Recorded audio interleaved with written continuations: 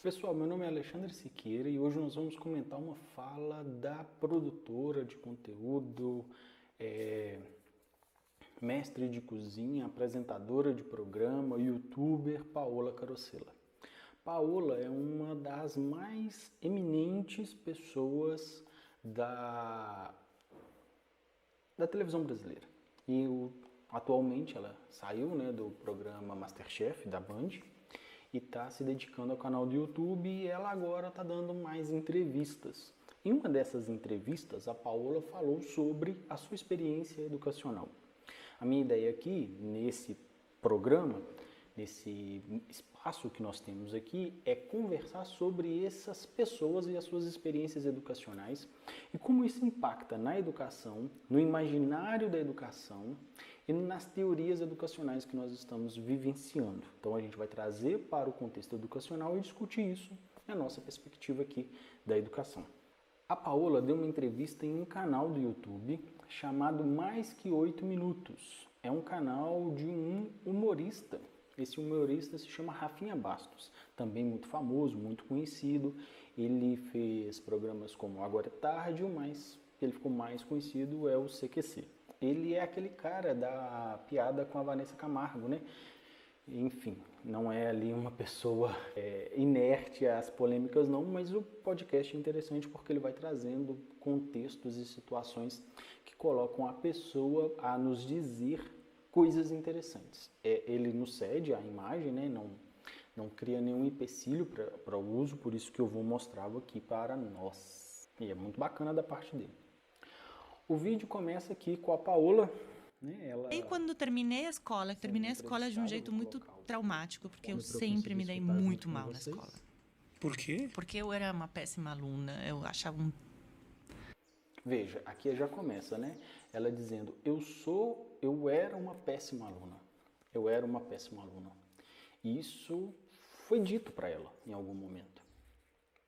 Não veio do nada. Não veio do nada. Né? Ela não criou essa perspectiva. Foram os professores dela, ou a família dela, ou alguém do contexto dela que disse isso para ela. E isso é reproduzido o tempo todo para com os alunos. Então nós, professores, temos que tomar cuidado ao nos referir a um aluno. Porque talvez um gesto, uma fala, a gente vai ver com ela aqui, isso vai marcar a pessoa para que ela se torne uma péssima aluna. E vamos ter ciência da situação. Paola Carosella é uma pessoa de extremo sucesso no que ela faz.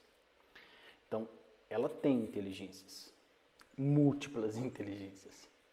Como que a escola não deu conta de ajudar, de auxiliar, de fazer com que as habilidades, as competências que ela deveria adquirir durante os anos não acontecessem?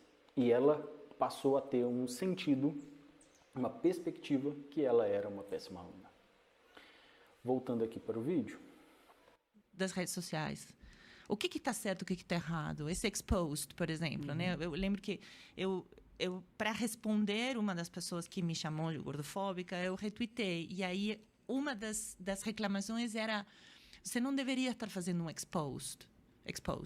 Aí eu fiquei pensando, mas pô, peraí, o cara responde para uma pessoa que tem 1 milhão de seguidores e sou eu que estou fazendo o expose. Como que funciona? Quais são as regras? Se você tem muitos seguidores, você tem que ter muito cuidado como você responde. Então, quando eu vi que eu não conhecia as regras, porque de fato não existem muitas ainda, falei, será que eu quero, entrar nessas fogueiras agora? Nesse momento, tenho coisas muito melhores para fazer, uma pilha de livros assim para ler, sabe? Mas não te incomoda pessoalmente, não é uma coisa... Tem mais do que preguiça, tem um... Eu quero voltar aqui para a gente pegar a fala dela. Eu tenho coisas melhores para fazer. Eu tenho uma pilha de livros para ler. Então aqui a gente pode intuir que ela é uma leitora. De alguma forma, a educação formou uma leitura. Isso já é um ponto positivo para a educação. A gente vai voltar aqui na história dela. Por quê? Porque eu era uma péssima aluna. Eu achava uma bosta. Não estou pensando que a minha filha assiste YouTube. Ela sabe. Eu achava a escola muito entediante. Eu achava que, assim, não tinha nada muito interessante para mim. Eu faltava. me rateava na Argentina, que é quando você fala, tchau, vou para a escola, aí você vai para o bar. Pro bar não, porque o bar às 7 da manhã não estava aberto, mas o café. Nossa, o quão alcoólatra é a pessoa que aceita. Aqui, ela fala uma frase interessante, ela define a escola dela. A escola dela era entediante, era chata, ela não via sentido naquilo, e ela não queria estudar, e tudo isso ainda marcado com o desejo dela que a filha estude. Porque ela para e pensa, olha, minha filha vê o YouTube. Então, apesar dessa má experiência, ela reconhece que a educação, que a formação, que a educação formal desenvolvida na escola, ela é importante para ela. Então, isso é um ponto interessante. Mas veja que ela disse, ela matava a aula, ela faltava muito, ela ia para uma espécie de bar, né, matando a aula. Né? Então, a gente tem ali uma típica aluna que a gente descreveria como uma aluna ruim. Né? Nenhum exagero até aqui dizer que a Paola Carosella não era uma boa aluna. Não, o café. Eu ia para um café que tinha bilhar, sabe? Bilhar. Uhum. Ficava aí fumando e tomando café. Um horror, nada a ver. Tá vendo? Você não precisava da camisa. Você pode falar pra tua mulher, eu tinha razão. Nossa Senhora. E então, quando cheguei no 5º ano da secundária, que é o último, que eu tinha 17 anos, já era. Eu acho que fui mandada embora. Fui mandada embora. Foi expulsa da escola? Fui expulsa da escola, porque era uma. Então veja, aqui ela vai dizer que ela foi expulsa da escola. Ser expulsa da escola. E ela chegou até o 5º ano da secundária, que é o último ano que ela deveria fazer. E veja que tem algumas diferenças aí com a estrutura educacional brasileira, né? A Argentina é bem diferente da brasileira. Mas ela ali passou por uma situação de perrengue, né? Ela foi expulsa da escola. Então imagine quem foi Paola Carosella dentro de uma sala de aula. Você realmente era uma delinquente. Não era uma delinquente, não tenho nenhum antecedente penal. Não tem ninguém. Não tenho nenhum antecedente penal. Eu não gostava. E era uma escola muito. Eu tive assim, eu nasci durante um governo, eu acho que peronista, se eu não me engano, era Isabel Martínez, que era a segunda mulher do Perón, e aí teve um golpe militar. Então eu cresci durante a ditadura. Aí, em 83, que foram as primeiras eleições democráticas que eu vivi, eu entrei na escola secundária. Eu tinha 11 anos.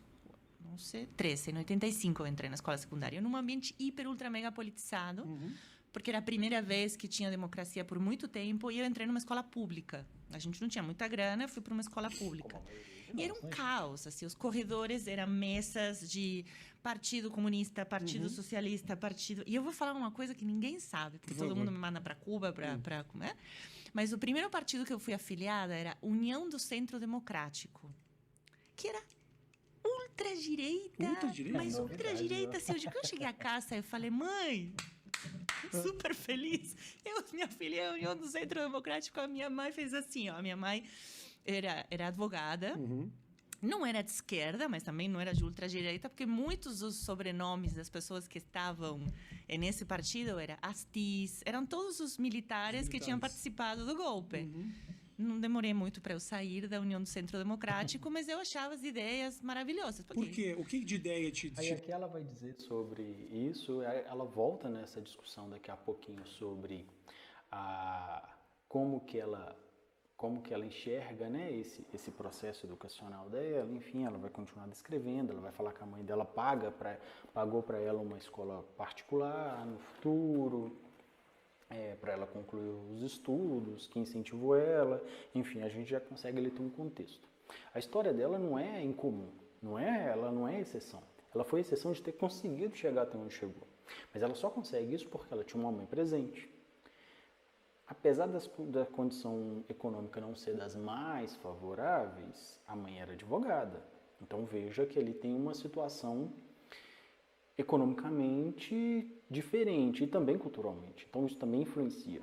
E isso acontece com os nossos alunos. A gente vê essa realidade, a gente muitas vezes encontra um aluno dentro de sala e temos a nítida noção que esse menino não vai conseguir absolutamente nada na vida dele, porque porque ele é péssimo aluno. Né? E aqui é um exemplo de que não, né? Que não. Mas esse exemplo que não, ele se dá por um contexto social que ela estava submetida e principalmente familiar. Então aqui a gente volta para a necessidade de uma família presente. Por que a família é tão necessária para a escola? Porque ela vai dar as bases e os encaminhamentos necessários para que aquele aluno, para que aquele estudante consiga realizar tudo aquilo que é necessário. Sem a família fica muito difícil. E a Paola aqui é um exemplo. A família da Paola salvou a Paola. Assistam, a entrevista vai estar aqui na descrição, vocês podem assistir ela inteira. Veja que ela teve o apoio familiar o tempo todo. Mesmo ela rateando, né, as aulas lá, como ela disse, matando aula, mesmo ela indo jogar bilhar, né, sinuca, mesmo ela sendo expulsa, a família nunca abandonou ela. Então é isso, nós temos que ter ciência, né, não só como professores, mas como pais também, que a educação ela não se faz só pela educação formal, que a educação familiar ela também é importante. E que esse atendimento, que esse apoio, ele nunca, jamais pode ser interrompido. Espero que vocês tenham gostado, dá o joinha, inscreva-se no canal, dá sua opinião aqui na descrição, diga o que você pensa sobre essa série. Muito obrigado, fiquem com Deus, até muito breve.